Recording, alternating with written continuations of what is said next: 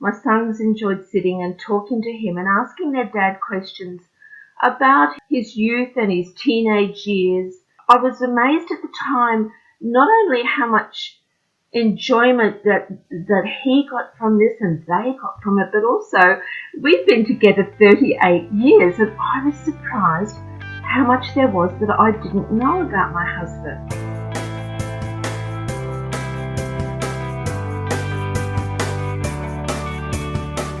Welcome to Zestful Aging, where I talk with fascinating, talented, and influential guests who reflect on the adventures and challenges of aging and who are living their lives with vibrance and purpose. I'm your host, Nicole Christina, psychotherapist, writer, and Zestful Ager. And if you like this podcast, you'll love my companion course, Zestful Aging, Simple and Sustainable Habits for Health and Longevity.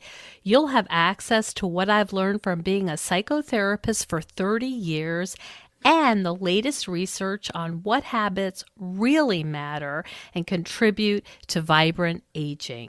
Find out more at NicoleChristina.com. Last week, we had the honor of speaking with Kathleen Switzer. She's the first woman to officially run the Boston Marathon, and now she's working on a really interesting global initiative called 261 Fearless. She's trying to bring the power of running to girls and women all over the world. She's really interested in empowerment, and she has a great book called Running and Walking for Women Over 40. I think you're going to love that interview. She is a real pleasure. Next week, we're going to speak with Liz O'Donnell. Liz is the author of a book called Working Daughters, a guide to caring for your aging parents.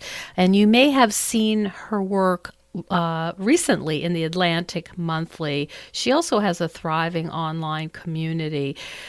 Well, I have my Jack Russell Terrier Sparky beside me, my coffee in my hand, so let's begin. Today, we have the honor of speaking with Jolene Hill, who wants to encourage families to have meaningful conversations about what really matters in life. Her campaign, Life is Short, So Let's Talk, is designed to recognize our intrinsic need to remember and celebrate our life and achievements and talk about our wishes for our future. She's passionate about the importance of creating a record of our life journey for future generations and has created innovative conversation starter cards to kickstart these discussions. Welcome to the show, Jolene. Thank you so much, Nicole. It's lovely to join you today. So let me just ask you to tell your story and how you came to create these conversation starter cards. Yes, well, there's two parts to my story. One is to do with my personal life. So my husband, David, passed away 10 years ago. He had cancer, and I became his full-time carer for 17 months. And during that time, we have 5 sons with partners, so we're a large family. And one of the things that we enjoyed doing with him was my sons enjoyed sitting and talking to him and asking their dad questions about his youth and his teenage years. And I was amazed at the time not only how much enjoyment that he got from this and they got from it, but also we've been together 38 years and I was surprised how much there was that I didn't know about my husband. Like anything stand out in particular? Most particular was when he was apprenticed at 15 years of age. So he was very young and he went into a big workplace factory. And those were very important years to him with the older men that mentored him.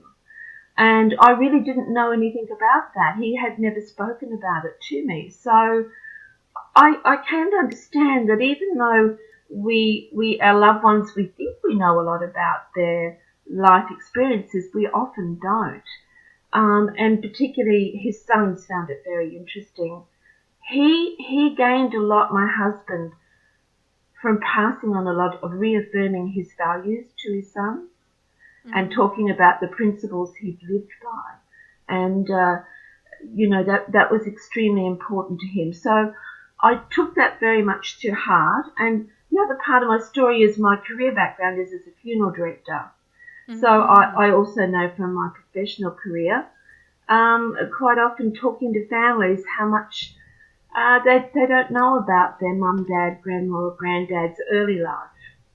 I see. So you noticed that when you were in the funeral business. How did that come up? How did you recognize that?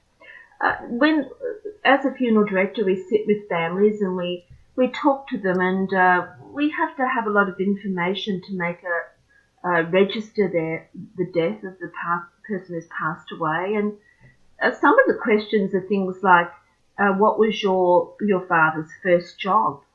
And I might have 3 adult children there, and I would get 3 different answers to that question. Aha. And, one would say he worked at the railways, and one would go, oh, no, he worked at the bakery first. Another one would say, I've never heard that he worked at the bakery. So there'd be a lot of confusion about this early life. I think it's just something probably that we, when we're with our families, we talk about the weather and we talk about what's in the news and what's happening locally. We probably don't sit down and start talking about our experiences from earlier on in our life. So Do you think that, yes, do you think there's a cultural part to this, Jolene, that maybe in different cultures it's more common to talk about personal things? I know you are in Australia. Is that correct? That's right, and it could be a cultural, as you said, a cultural thing in Australia. Perhaps in your country or European countries, they talk more about their life stories. I can't answer that question because I don't know. And in Australia, do you find that there's a comfort in general talking about personal issues? Oh, absolutely. What we find is, and this, it can be in different settings, but particularly the first one I think I mentioned was, people like to reaffirm their values that they've lived by when they talk about their past experiences. We use these cards a lot now in an aged care setting to encourage people in aged care to start talking and perhaps get something written down as a legacy.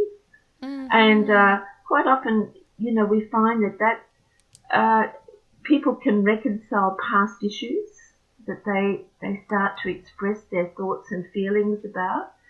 And often it can strengthen their sense of purpose. And give them a renewed sense of well-being. I see. Can you give me an example of somebody who you remember using these cards and something came out of it or developed from using these cards? Absolutely. I go out and give a lot of community talks to a lot of different types of community and seniors groups, and I was giving a talk one day to a cancer support group. So this group had been meeting for about 15 years.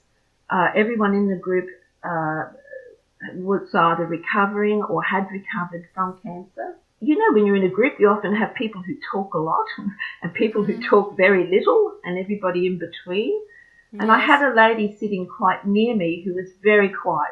When it came to the part of the talk, I often give out my conversation starter cards, and I invite people to read out the question and then tell their story. And this lady put her hand up for a card, and her card, the question was, tell me 3 things that best describe you. And her first word to describe herself was survivor. Now, this lady had been coming to the group for 15 years, so they all knew each other well. And when she said the word survivor, of course I thought that makes sense. It's a cancer support group. But she spoke for about 15 minutes about the fact that she had been the victim of domestic violence for 40 years. Oh. And when she turned 60, she had gathered the strength to separate from her husband.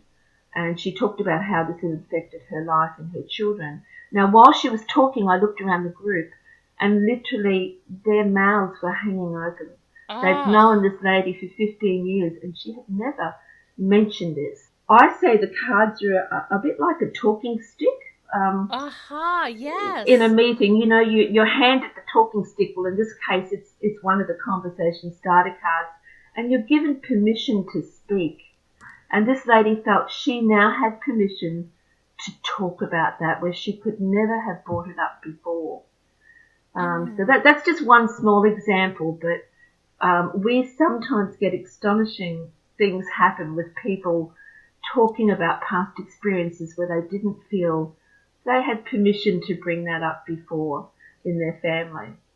Wow, I could see how it would be a real entree into deep discussions, and maybe not all of them so pleasant. Some of them might be rather difficult.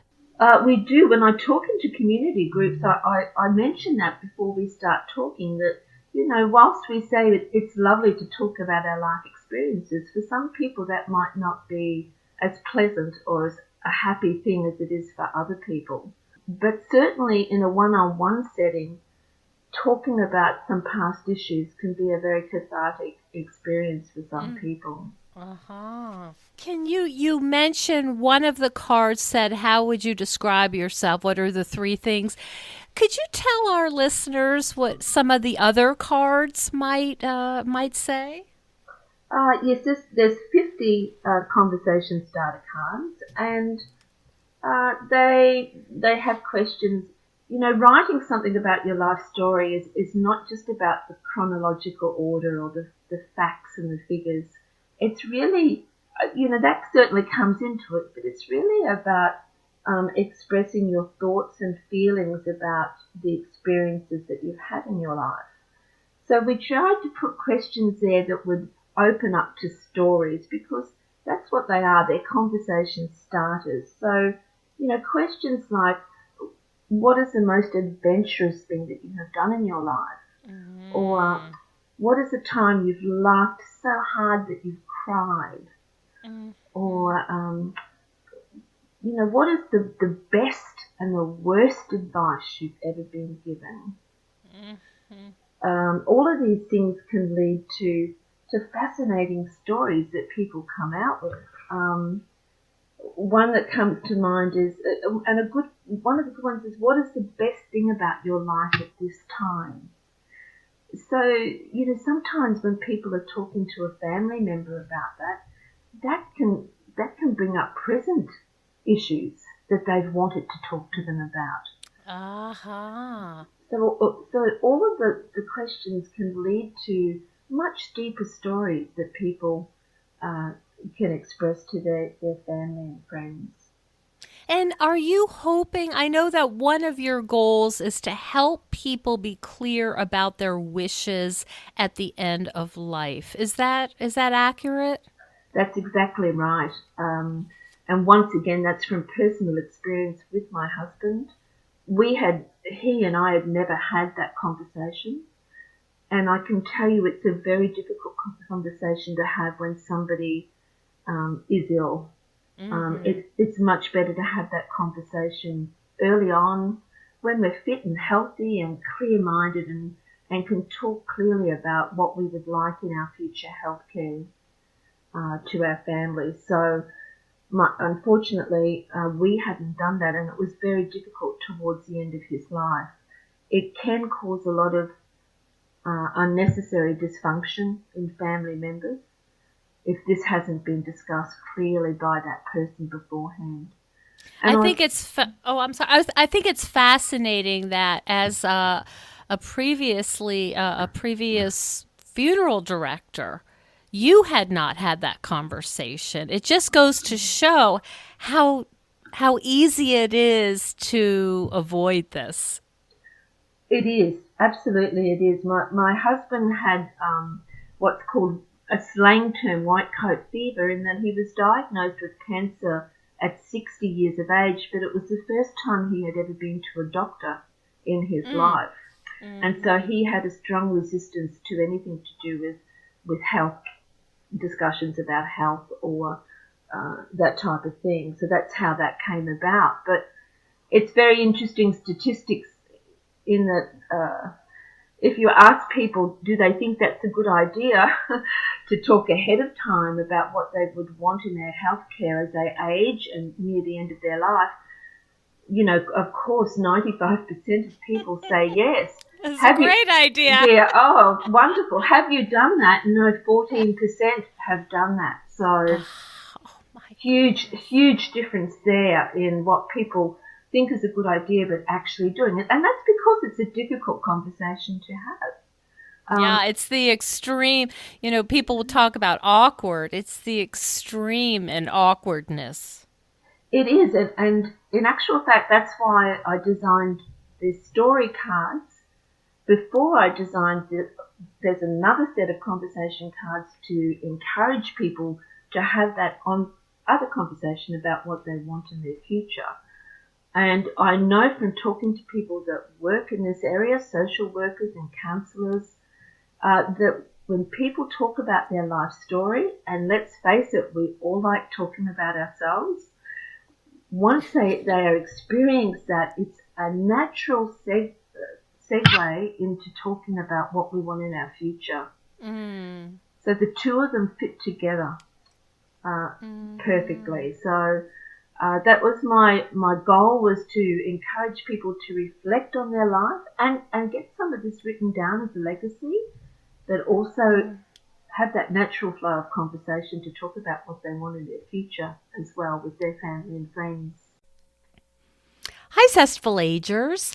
I'll be attending the International Federation of Aging's 15th Global Conference on Aging in November of 2020. And if you're interested in improving your understanding of age-friendly environments, debating solutions to address inequalities, confronting the reality of ageism, and delving into what it means to enable the functional ability of an older person, head over to ifa2020.org to find out more. There's an early bird special on until the end of the year, so take advantage and join me in Niagara Falls. I'll see you there. So now the cards are complete. I know that there are health facilities that are using them in their programming. How do you spend your days these days? I go out and I give a lot of community talks, but I have developed a new program, a biography program, and it's designed at training aged care staff and volunteers into how to sit down over a period of sessions and have conversations with their clients in aged care to get a life story written down. So that's my new mission at the moment, is to get out there into the aged care area and encourage it. It's a time-consuming thing for staff at aged care to do.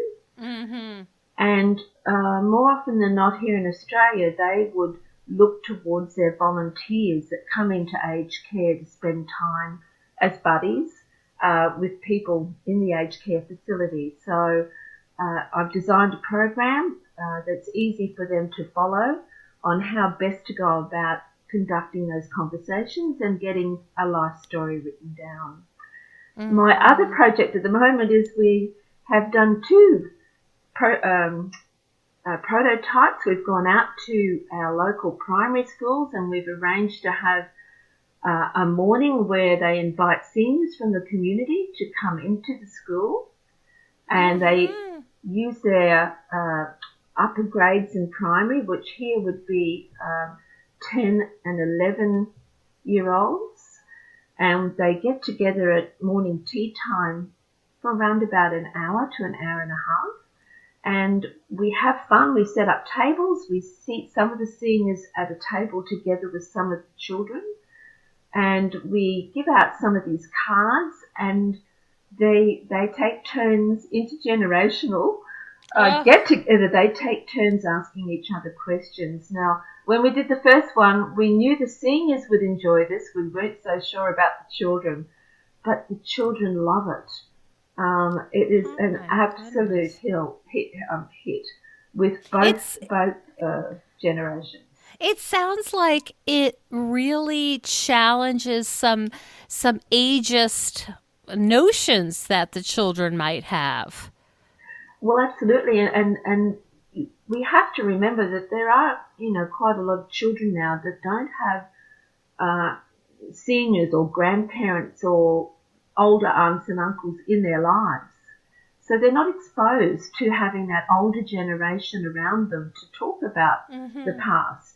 And so they find it so interesting. And also, they're being given lovely attention by these seniors who are asking them questions about their lives. And they just love it. And at the end of it usually runs for about an hour and a half, we take a microphone around to each table.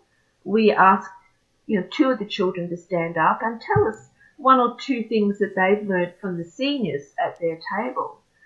And we get some really wonderful stories that the children tell. But one of my favourites is one day a little boy stood up and he said, "Well, I learnt that when Charlie was my age, it was much harder to steal cigarettes from your parents." Oh, sorry, it was much easier. Sorry, it How was much much easier. easier to steal, which I don't think was what the teachers wanted them to really learn that day. But nevertheless, Charlie had told them that story. But Oh my goodness.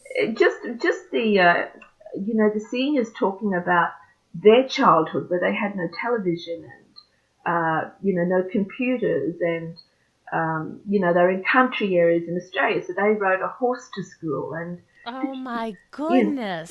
children find this absolutely fascinating. Oh. They love the stories. Um, Oh, so you're really enriching the children's views and life and also the elders. Oh yes, absolutely, and it's an it's a win-win for both generations.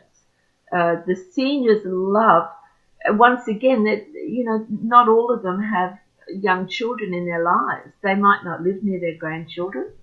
They love the contact with the children and vice versa. So I'm going to develop that program more through our we call them parents and citizens associations that belong at each school.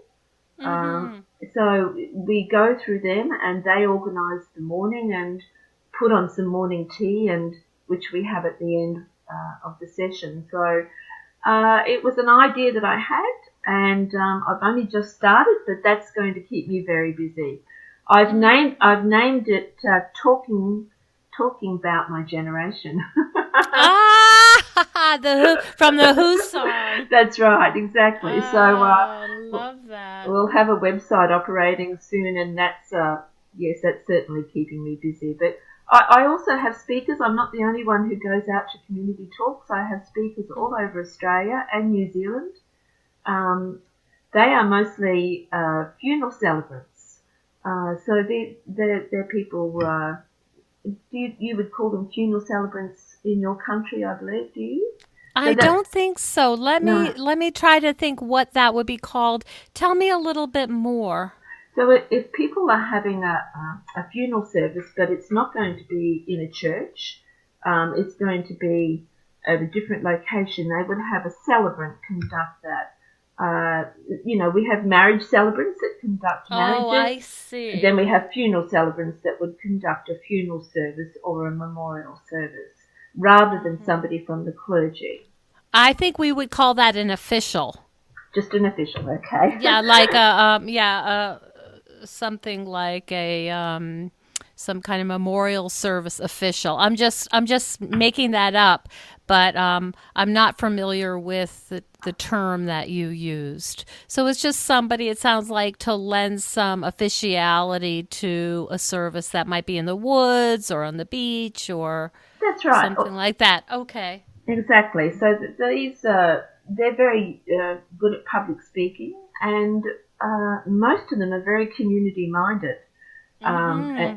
volunteering at different services in their community. So I've gathered a lot of them together right around Australia and New Zealand, and they do exactly what I'm doing. They go out and give talks to community groups and carer groups and talk about exactly what we're talking about today, the importance of families having these really meaningful conversations. I see. What are the challenges to your work right now, Jolene? What are the things that are more difficult for you? Talking to people about writing your life story is something that everybody enjoys and can see the importance of, and are happy, to buy the cards and start that process. The challenge is the other conversation. That's the difficulty that we face in is sometimes even talking to groups about that. Often their facilitators will say, oh, look, we don't want you to talk about that conversation, or people having to talk to their families about what they want as they're aging and near the end of their life. So there's certainly still a taboo around that Mm-hmm. conversation Mm-hmm. in the community, and people are reluctant to ask you along to their group because they fear that it might be a bit of a downer, that Mm-hmm. we might upset people by talking about death and dying. Really, I mean, it is part of life, but it's still very much a subject that people like to avoid. I Um, see. They would rather maybe talk about scrapbooking or something in the news or a little bit less sensitive. yes, yes, and I have people say to me, "Well, look, I don't want to talk about that. If I'm ill and when I die, I won't be around to worry about it." And I say, well, that's in some ways it's a little bit selfish because Mm-hmm. talking to your family about what you want towards the end of your life and further, what you want for your funeral and memorialization is a gift. Mm-hmm. It's a gift to them, giving them some peace of mind that if you're no longer able to make decisions for yourself, and they are required to do that on your behalf, they know that they're doing what you would want. Mm-hmm. They're not guessing. And as I mentioned before, that can sometimes cause a lot of tension in a family because not everybody will agree on what should be done.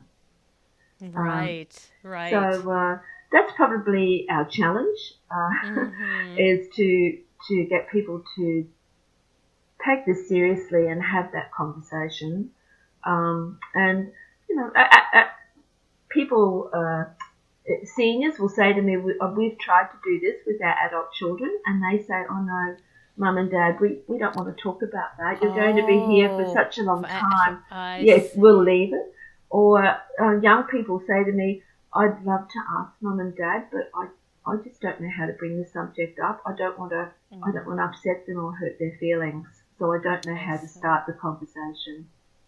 Mm-hmm. All right, Jolene, have you heard of the Coffin Club in New Zealand? I have, indeed, yes. Uh-huh. Yes, they're very well known, aren't they?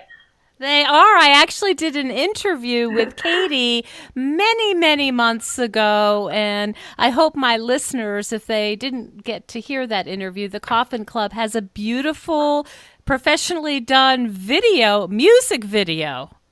Oh, yes, they've come a long way since the gem of an idea first blossomed.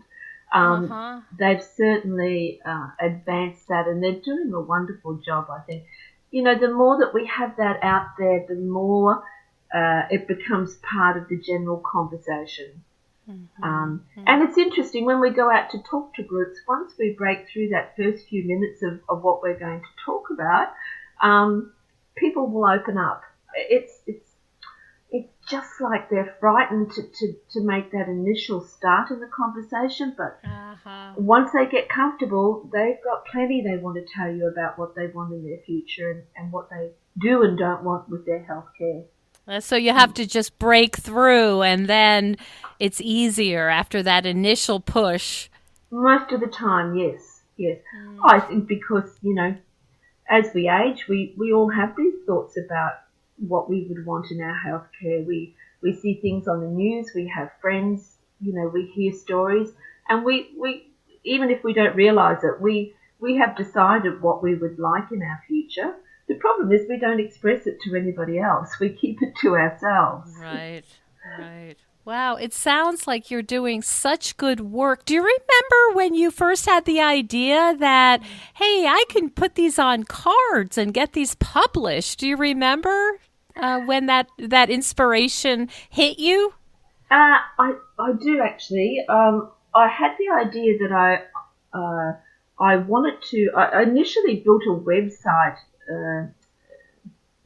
called yourlifeassist.com.au, which is a lot of information for carers. Because I'd been a carer and I found it difficult to find a lot of information that I needed about support that I could get, I built a website, and it took me a year. And as I was building it, in the back of my mind, I was all the time thinking about how I could encourage people to have these conversations.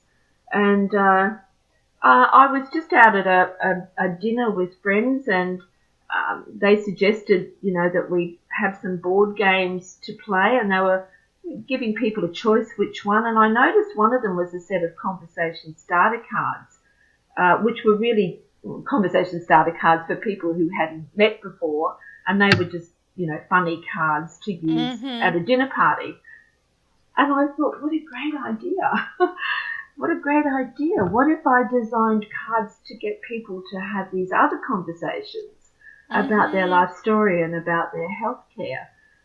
Would people like that idea? And what we find is that everybody's familiar with cards. They're a tactile thing for us to use. They're far less confronting than simply just being asked a question by somebody with a pen and paper in their hand. Yes, yes. There's a Yes, friendliness about it.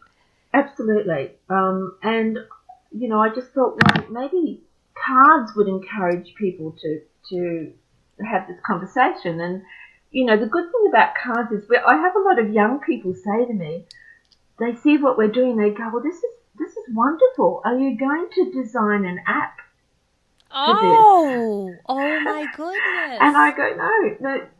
I think that you're missing the point of the cards. If they require an active listener, face to face, somebody to engage with.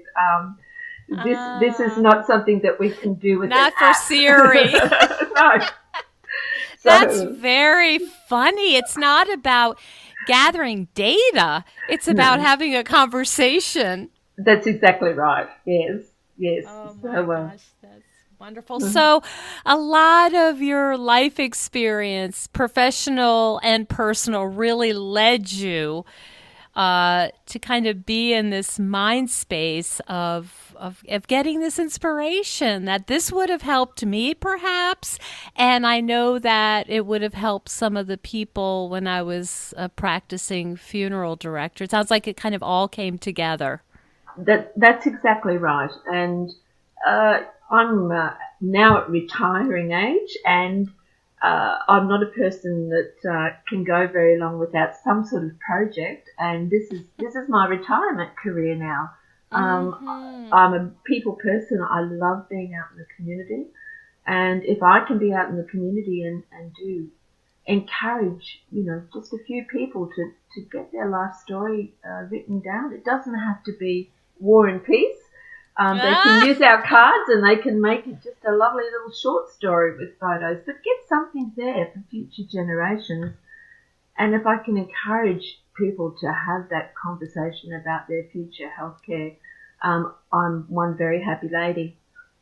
Aha, that's lovely. And it makes me think that on your, when you're answering the question, what are three things about me? One of them would be connecting with others and helping them have more meaningful conversations and enriching the world somehow. Uh, that's right. It's a rather large project, but I really started sitting at home with my laptop all by myself, and I now have 37 speakers, and the cards are conversation starter cards are being sold in your country and Canada, the UK and New Zealand and here. So from very small beginnings, and it's only been 2 years, it's grown very rapidly. So I think that's partly a timing thing. People are becoming more aware of having to talk about their future health care. I've just happened to get it out into the right channels.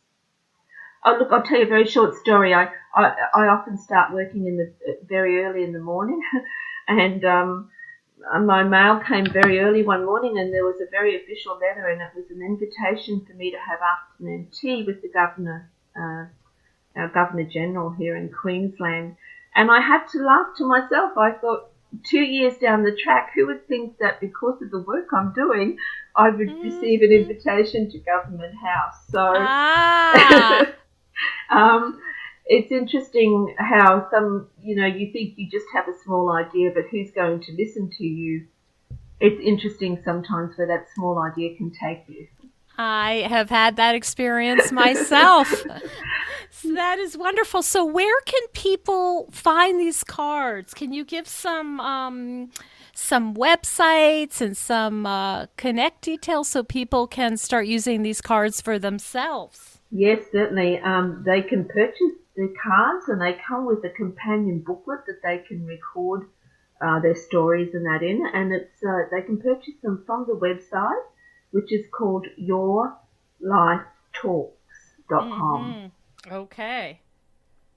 yourlifetalks.com. And can they find out more about you on this website? Yes, certainly. Yes, certainly. That's beautiful. Any other last words you'd like to share, Jolene, before we end? Certainly, if I've encouraged anybody out there, and I know they'll be thinking, yes, that's something that I should do. I should start writing down my life story.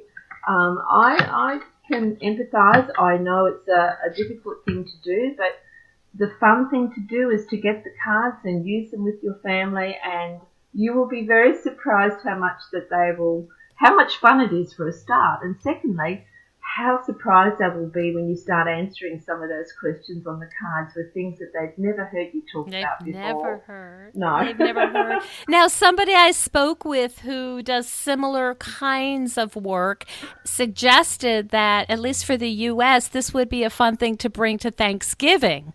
Now, I know that that's not a holiday that you celebrate, but that's a time when often families are gathered and yes, maybe a great time to bring these cards out and start the process. Absolutely, and it's not just for the seniors in the family to answer the questions, it's for everybody. We've had things like family reunions, similar to Thanksgiving, family reunions, cousins get-togethers where they haven't seen each other for 20 years or whatever, and they've taken the cards along just to get the conversation going about what have you been doing in the last 20 years. And they've reported back to us it's been an immense amount of fun using them in the family group. So certainly Thanksgiving would be the ideal time to have them out. Oh, I love that idea, and it just sounds so friendly and connecting, and I just love the spirit of it. It just, I mean, I'm a psychotherapist, of course, so that's going to appeal to me, but there's something about it that really, it really gets at our humanity. Yes. And I just noticed in the media a lot in Australia at the moment, the word conversation is being used so much. It's websites are coming up, TV programs, the conversation. I think it's one of those things, maybe we're getting back to the idea that what is important in our lives is family and community. It's something maybe that we've veered away from. There's been a lot of, the me society, but we're all getting back to starting to see that what's important in our life is our family and our community. So, and that all involves conversations. Yeah, you know, it occurs to me. It's the opposite of having conversations on Facebook. You know, it really is a very different experience than having how many ever so-called friends Oh, who yes. you may not even recognize if you saw them in your supermarket. But something very different than, you know, online friends to actually asking people in your life these really important conversations.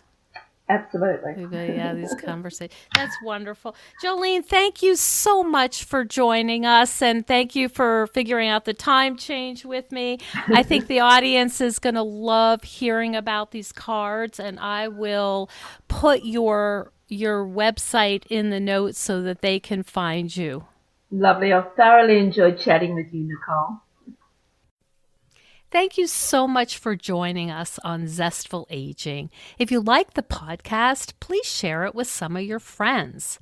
I love to hear from my listeners. Send me an email at NicoleChristina.com.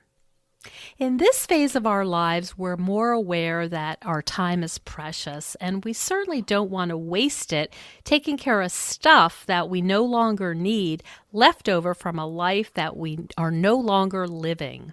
We know we would feel better with less clutter and more open space, but we don't know how to get there.